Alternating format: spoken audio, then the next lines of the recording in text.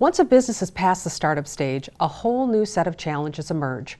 We'll talk to owners today about how to operate in that second stage and how they got a grip on their business.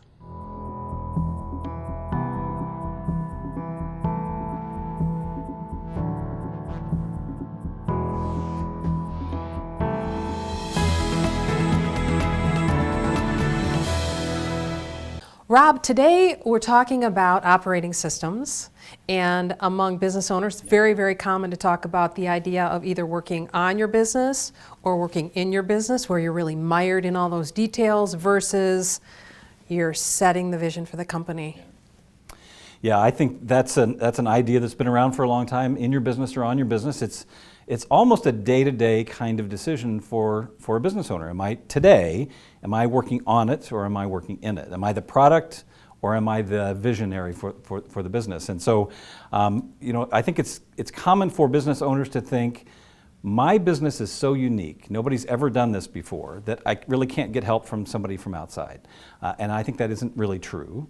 There are some things that are just common about growing a business. So there are processes and disciplines that if you know them, and you can learn them from somebody who's gone before you, somebody who's run a business, grown a business before, taking the time to learn those processes, those disciplines, to be a student of growing a business, really can be helpful to anybody in the seat of a business owner.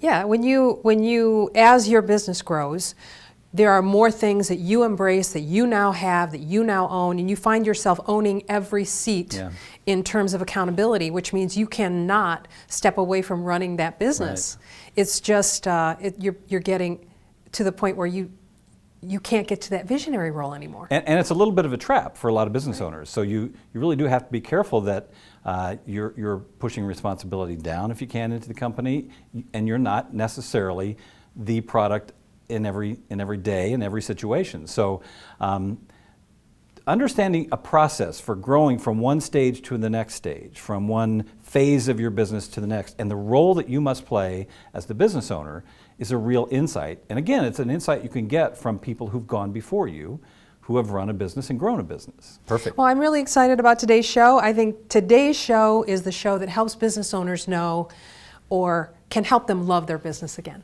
Perfect. I'm Lisa Smith, and this is Focus on Business. Here with me today is Sue Tellier and Chad Paalman. We're going to be talking about the entrepreneurial operating system, two owners that have implemented this system. Can somebody just set the stage for us? What is EOS? I nominate Chad for that. Perfect, yeah. Well, I can tell you EOS is I often refer to it, and EOS probably wouldn't like me to say this, but I call it the business operating system for dummies. And I say that because it really is just an easy to follow, well laid out set of tools that takes years, maybe decades of different books, from Good to Great to the Rockefeller Habits. There's all of these different proven tools combined into one system that are easy to follow. So if you're one of those businesses that just feels like you've hit a ceiling and you can't continue, you can't grow, or you're just having some problem in your business, if you read EOS, or the traction book rather, like I did, I was on a flight to California. I'll never forget reading this, and I'm reading this book, and it was a page turner because I thought, I'm not the only guy that screwed up. There's other people out there like me. So this is what the entrepreneur operating system is it's a tool set that you can implement immediately into your business. Following it is easy. Getting it off the ground takes time and discipline. To be fair, I just have to say my firm has also, we onboarded with EOS last August, so we're fairly far down the road. But let's just talk a little bit about how EOS differs from other operating systems. We've all read business books, we've all seen it. How is it different? So for me, it's the actual name of the book. The traction piece is the game changer. We were famous for creating these strategic plans that were realistic. We set the right goals. We even reached those goals, but it still felt disorganized. It still felt like we were missing something in that process. And we followed a lot of the books that are referenced in Traction. We followed those systems, and we still just didn't have legs.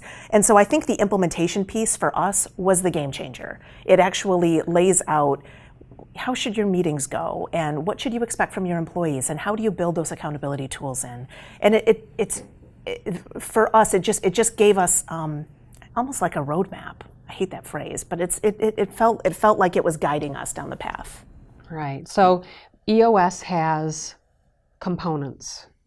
There are a very strict set of components. Some of those components come from other books. Basically, Gino Wickman, who is the author of Traction, that's the EOS book that you read if you're going to implement it, took pieces and parts of other books, put it all together, and these components are then what you implement. Can somebody talk a little bit about those components? Yeah, I'll start with I think the most important component is the accountability chart. And the accountability chart is really, in my opinion, and in EOS will say this as well, it's where everything starts. And most organizations, to add to Sue's point, you get into that spot in your business where most people don't start a business because they say, I want to run a business, right? They start a business because there's something they're passionate about, and it's usually because either nobody's doing it or they think they can do it better than anybody else. And if you're like me, and Sue, I think it's fair to say, you're a better business person than I am. But if you're like a lot of I'm business, not sure about I that. don't know. But I mean, I'll take it. Okay. You're right. Yeah, You're yeah. right. Yeah. Maybe. Yeah. I ask you for a cup of coffee for that. But so if you're like a lot of small business people, you get into business, and then you start realizing as you grow that, oh my goodness, I've never been trained on this. There's no manual to follow. It's kind of like raising kids. There's no manual to follow. The other challenge, back to your question, is that if you're running your business and you've got a lot of entrepreneur spirit, you'll find that everybody's doing a lot of things, but maybe not anybody's doing everything or doing anything great. And what was happening in our business is everybody was convicted and everybody was into it and working 110%, but there wasn't clarity on who was doing what. I have my business is with my brother, and I mean, I couldn't ask for a better business partner, but it wasn't clear on who's doing what. Are we both running this? It'd be like two people trying to steer a ship. Yeah. So I just want to say that when we created the accountability chart, I think that this is a really common experience. You realize that you're the visionary because you started the company, and then as you grow, in terms of accountability, you're also accountable for sales, and then you're also accountable for marketing, and you're also accountable for finance. And then because you learned how to do all the things that have to be done in the company, you're also accountable for lots of other boxes. And you start to realize you've got people who do stuff, but nobody owns anything except for you. And at the end of the day, it starts to feel heavy and weighty. Lonely. It's a and really lonely busy. place, You're yeah. working till 10 o'clock at night. Everybody else is saying, see you around at 5:30, right? And so something's got to change. This is that entrepreneur to second stage owner experience that's pretty common, right? Right. I want to just quickly, though, get back to what are the components of EOS, because I agree the accountability chart is the secret sauce and that visionary integrator relationship. But what are those other components? So I think it's funny that we just keep taking tangents because we're so excited about the topic. I think that's spectacular. Let's because do we're 6 all or so 7 excited. shows. Yeah, exactly. Each show will take a piece of the friends pie. I was going to be talking about EOS, and they said, "Don't you talk about that every day?" And by the way, I do not receive any royalties. And how many of these are in your trunk I now, have Chad? a box of books that I give out as gifts to friends that own smart. businesses. Yeah, I bought all these. They're. Yeah. So, Go ahead. Oh, I'm sorry. So let's see, the 6 pieces of the pie. We've got vision, we've got people, we've got process, we've got data, we've got traction. What am I missing? What's the 6th one? So I was thinking the components being the vision, traction, organizer. Right. Accountability gotcha. chart. Right. Scorecard. Scorecard. Yeah, the level 10 meeting. You said the VTO already. The I vision, said the traction, VTO. I think Yep. there's Yep. 5 The 5, yeah. components, but then Accountability there's chart. 6 when it comes to scorecard. So those are those things. All right, so let's talk a little bit about challenges. This is not something for the faint of heart. It's something you have to really commit to. What was the most challenging thing to implement and why? So we are a self-implementing company. And What does that mean? So that means that we did not hire an implementer to guide us through the process. We read the book, we downloaded the tools, we worked with the Small Business Development Center, and we had some accountability from that. We failed. The first time through, we just failed. It was in the fall when we were going through our strategic planning process. In our company, we're also a family business. My husband and I run our company together, and we were doing the same thing where we were both running the company and who's doing what. I didn't engage him. I mean, he and I were the leadership team at the time, and I didn't engage him properly in developing that strategic plan. And so when we were March in the following year, and it didn't feel different. And I had to look back at it and realize that I didn't do it right. I mean, I completely failed at it. I didn't engage with him. So for us, it was actually the getting started piece for us spread out over about 6 months, where I had to completely restart and realize that the failure was completely mine. And then when we actually started the implementation process again, and he and I were both engaged with it, it was magic. I mean, it was perfect. But we still had problems when we got to the people block. Yeah. When you get to the accountability piece, people leave. Yeah, absolutely. So I just want to back up a second and say, so that everybody's aware, SBDCs, Small Business Development Centers, are across the state. I know that we also did self-implementation.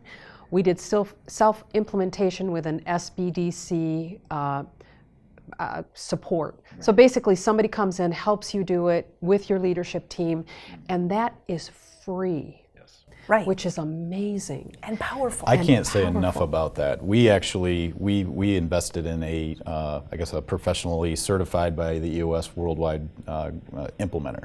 And we continue 2.5 years later to still engage our Jim Coyle is who we use out of Kalamazoo, and he's fantastic. But we actually augment Jim, and both parties know of each other. We augment his services with the from the free resources you talk about to help us specifically with our scorecards. That was the challenge we had, was dialing in our scorecards, and we continued to use their resources. That's surprising to me, the scorecarding piece, because you guys are so natural at scorecarding.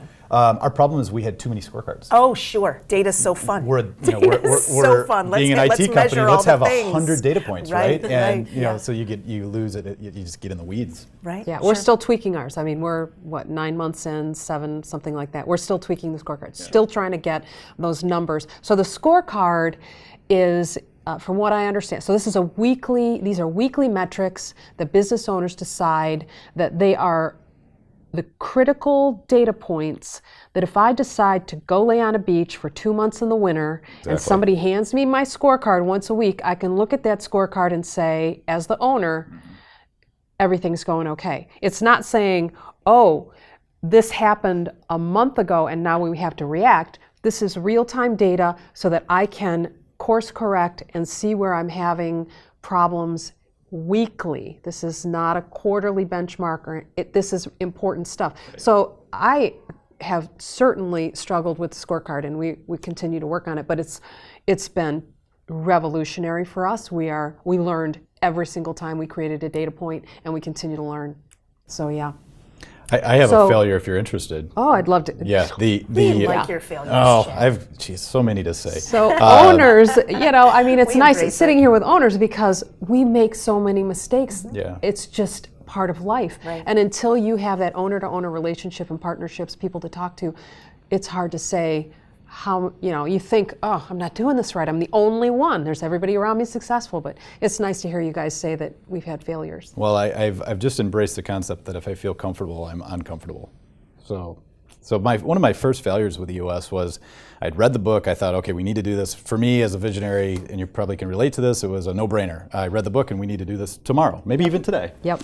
And I went back to... Impatience is good, right? My Visionaries. My brother and my dad and I started the company together in 2005. And I'll make this long story, try to make it really short. I said to the two of them, we need to do this. We went out and did the free day where they evaluate you evaluate them with the implementer. And we finished that day, and the implementer said to us, and I'll say his name, Jim Coyle, because I give him a hard time about this. He said, I'm not going to bring you on as a client. And I said, what do you mean? My money's good. You're not going to bring me on? And he said, no. He says, you guys need to go back and figure out what's your business direction. Where are you guys going? And my brother and I had one direction that we wanted to take the company, and my dad had a different direction, and it really forced us to bubble that up. And my dad was at that point in his career where he said he wanted to retire, and he said, you know what, you guys take the direction where you guys want to go, and I'll retire. And I don't believe that would have happened if we hadn't had that kind of forced onto us, or really an outside person saying, he actually said, you have 2 different boats rowing in 2 different directions. And that was really powerful. So 2 years later, I happened to run into Jim again, and he said, "Hey, did you guys figure all that out?" And I said, "Yeah, we did." And he said, "Well, come visit with me again." And I'm so glad we did. It's the best money we've spent. The unintended, maybe next fallout, though, is what you said, Sue, is the people. Right. You will have people, once you put that accountability chart together, you will have people that leave. I'm not ashamed to say that I lost an employee in a leadership position because he didn't like the title that we created. And he's a great guy. He's doing great things today. It's just that those little nuances like that. Sure. So. And we really found it was more on the accountability side. It wasn't necessarily what we were calling positions. It was more, this is your responsibility now. And if we're not seeing the results of it, then that's on you. That for some of our employees was just a dramatic shift. They felt it was harsh, I think. Yeah. So I look at the employee side as a couple of really important things. One, when you set the values of your company, that affects the employees. It affects who's there, right, and it affects who you hire. And we have made 2 hires since we've implemented EOS. We've hired for values. One, we have a gal who we took from a very large national company, was doing international marketing analytics, and came to our company because she loved what she was hearing on the value side. Didn't have all of the chops or really any of the certifications we needed, but because the values were so strong between us and her, it was a great fit. And a month later, we're seeing it absolutely was the right decision. Conversely, we have employees who didn't, you right, kind of measure them up and you say, do they align with our values? And there are folks that we did not hire for values. And for whatever reason, it feels uncomfortable for them when you talk about, these are our values, this is what we're going to live for, strive for, this is why we do what we do and why we're here and who we want to have alongside us. So there's the values and then there's the accountability chart. And accountability chart means everybody's got a number. Right. So even if it's the receptionist number might be, you answer the phone by 2 rings. So your number's 2. Right. It could be that simple, or it could be you have X amount of revenue targets as sales. So it can be very complex or very simple, but the reality is even that little number can be very frightening for somebody who's never owned it, who you didn't say when you hired them, you're going to own this. This is your number. This is how we operate. Everybody's going to be working toward our goals on a quarterly, annually, 3-year, 10-year plan. And so those 2 things to me were the big employee revelations. I would say the vast majority of the people that were in the shop looked at it and said, yep, this is what you should be doing. I have a long-term employee who 3 years ago, we saw EOS at a conference together. And he said to me, we need to implement this. And Lisa, you should not be running the company as the integrator. And I went, well. Who are you to tell me that? You're probably right, actually, is what I said. But then it took us, I loved it. I saw it. I didn't read the book. The minute I read the book, then I was completely in. Sure. But there's a lot to be said for that. Yeah. Is that employee still with you? Yes. Yeah. And it was the right thing to do. That's amazing. Let's talk about that integrator visionary relationship, because visionaries, now you own everything. We both probably have an answer for this one. My husband and I really, I say we own and operate the company together, but we're actually owning and operating 2 companies out of the same location. And what we realized really last summer, we made some modifications to how we operate those companies, because we can both play the role of visionary. If I have to, I can step in and integrate, but it's not ideal.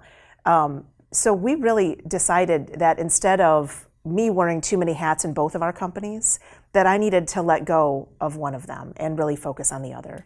So for us, that we hired the people that we needed to hire to actually get things done. So from an integrator perspective. Right. So the integrator really is the one that's running the day-to-day operations. I want to just quickly say, what's the cost? We've only got a minute left. What is the cost on not self-implementing if you hire Yeah, if somebody? you get a professional firm, and there's no set rate, but you'll find that the professional implementers are charging somewhere around $5,000 per day. Per day. Per day. Yeah, And that's if you think about it, you've got a quarterly meeting, and then you have a 2-day annual planning meeting. excellent. Well, thank you so much. Glad to have you here, and I look forward to your growth, hearing what's going on with you. Thank you. Thanks, Lisa.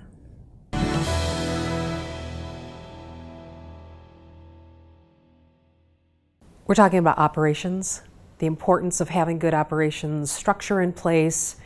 The last thing that you want to have to really worry about in terms of operations is IT, because it can go wrong so quickly. When you have to scale up, it could be a big investment. Can you give us some hints on how to manage that scale up? Well, what we see a lot today is not that we're going to invest in money in devices. We're talking about the term technology as a service, or some people have taken it beyond that and call it everything as a service. Just like you want to hire an employee, what does that employee need? They need a desk, they need computer equipment, they need a phone, they need access to services. Well, all those services today are just, a license for a seat. And so the devices are coming the same way.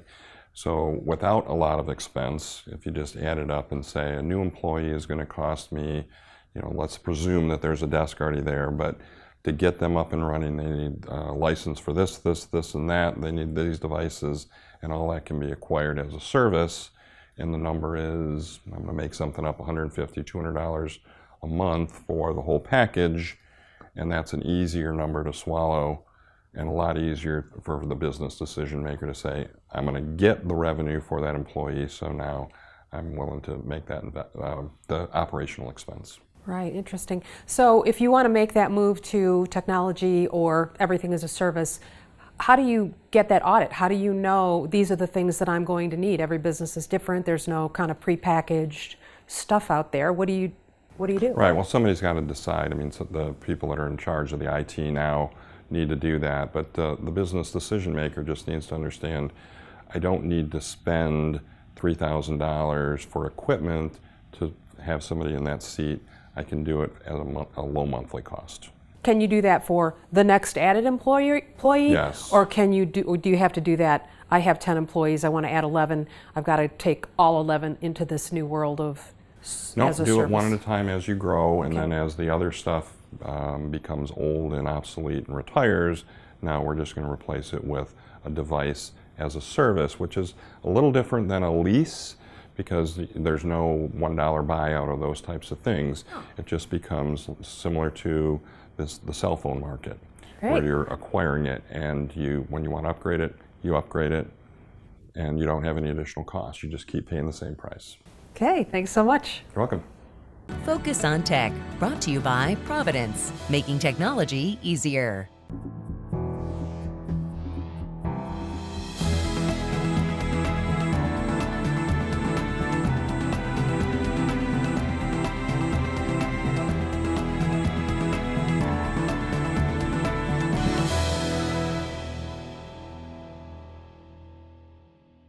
Hi, Rand. You are the president and CEO of the Michigan Bankers Association, and you have a really big job to do.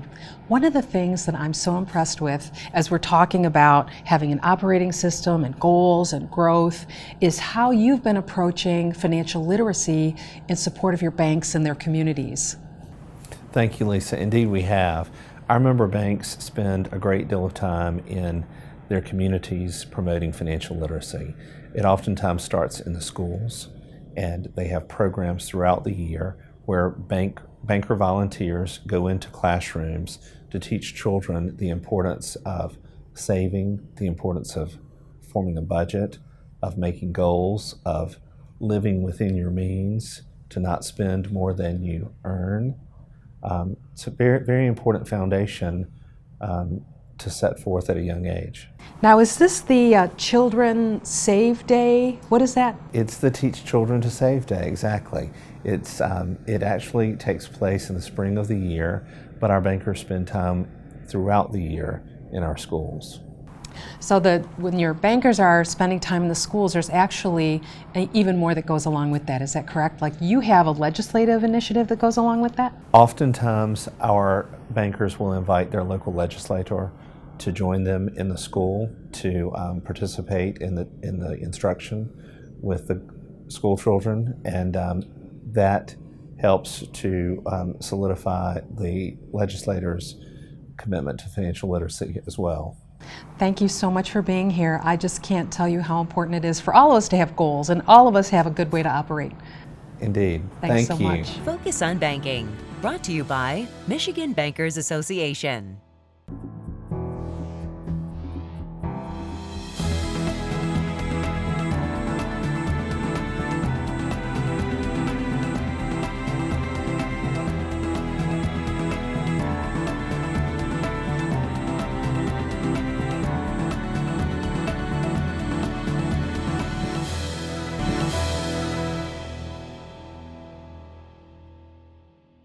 So in the process of scaling up, what should business owners be aware of? So scaling up can be a scary process. You're growing and you're excited, but you're also needing to make sure you manage that growth. And so you have to pay attention primarily to your contracts.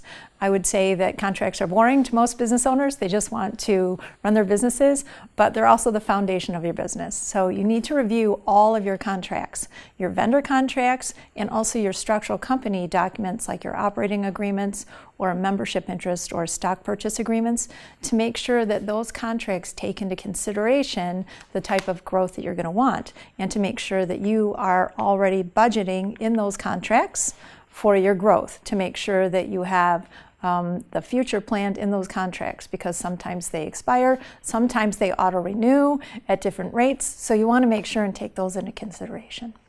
You also need to really seriously consider bringing in staff, bringing in-house some of your staff. You really want to make sure that you are taking into consideration the contracts that you could make with your different vendors to bring them in-house. So you're talking about professional support contracts, absolutely. right? So can you give us maybe a laundry list of who you're thinking there? Sure. Well, I would say primarily your legal counsel is going to be your number one. You may want to think about IT support, bringing them in-house. Marketing, you may want to think about accounting. But I would say professional, as far as accounting and attorneys, would be your first two that you'd want to consider. Great. Okay, and then like at what price tag? I mean, how much would you be spending before you consider hire someone fractionally or bring a full-time person on? That's a difficult question. It's always going to depend on how big your firm is or your company is, right? But primarily, I would say if you're spending around $75,000 on outside legal services in a year, that you're going to really want to consider bringing somebody in-house.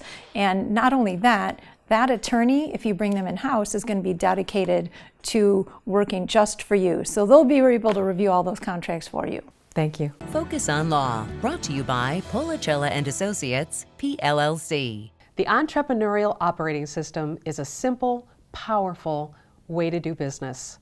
Now, go get some traction for your business.